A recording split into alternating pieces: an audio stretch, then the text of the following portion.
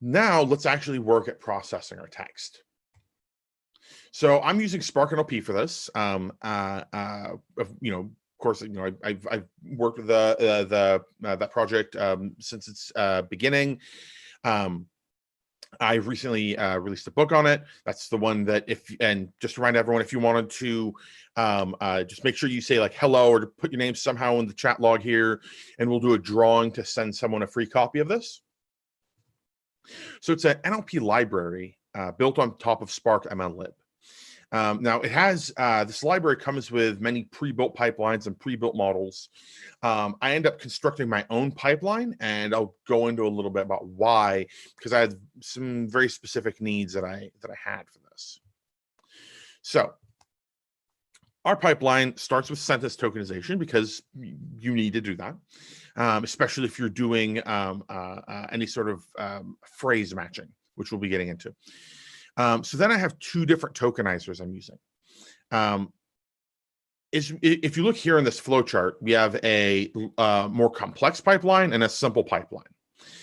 And the reason why I have this simple pipeline is that when I'm doing the entity extraction, whether dictionary approached or model-based approached, I don't want to remove stop words. I don't want to lematize. Those actually might be important in matching names.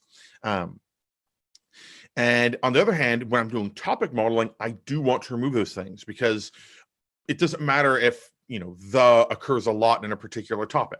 And furthermore, actually stop words can really cause problems in your topic modeling. But what I'm doing here is that tokenizing in the more complicated one is also removing words that are too short. I include a bunch of phrases that I want to not separate in different tokens. The normalization is also a little more different, it's a little more aggressive here on the topic modeling side of the pipeline.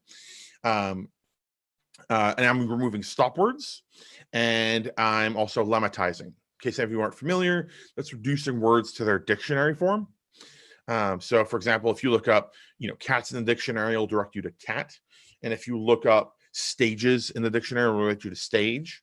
This is as opposed to stemming, where it would turn stage to stag, to stag. And that's like a whole another on the difference between lemmatizing and stemming. I definitely have a strong preference for stemming. But that's just the language nerd in me. So the outputs I'm getting from this are the normalized tokens from the short pipeline and the lemmas from the more complex pipeline. There's a couple different ways you can use to get n-grams. So we're going to go over a manual process here. So in this case, you run your NLP pipeline, you get your lemmas out. You then generate the n-grams. Now, a lot of these n-grams will just be just coincidental from the particular sentence. They're not meaningful. So that means they're going to have a lower frequency in the documents. So there's another thing that's going to occur, which is there's going to be many formulaic statements. So these are things like copyright messages, links, stuff like that. And those will have a high frequency in your corpus, but you actually are not interested in those. So although those are phrases you want to capture, you also want to remove them like you would remove stop words. So you gather these frequencies, you do a manual examination of the top K. I was looking at the top 30 for each one of the N here.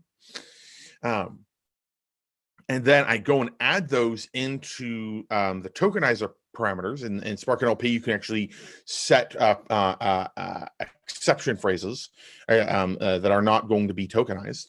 I go and set them there and then rerun it until I feel satisfied that I've found all the phrases I want.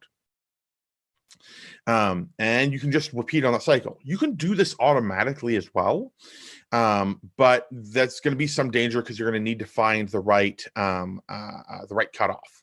Anyway, so here we have some plots of the log mean of the TF-IDF of the different n-grams.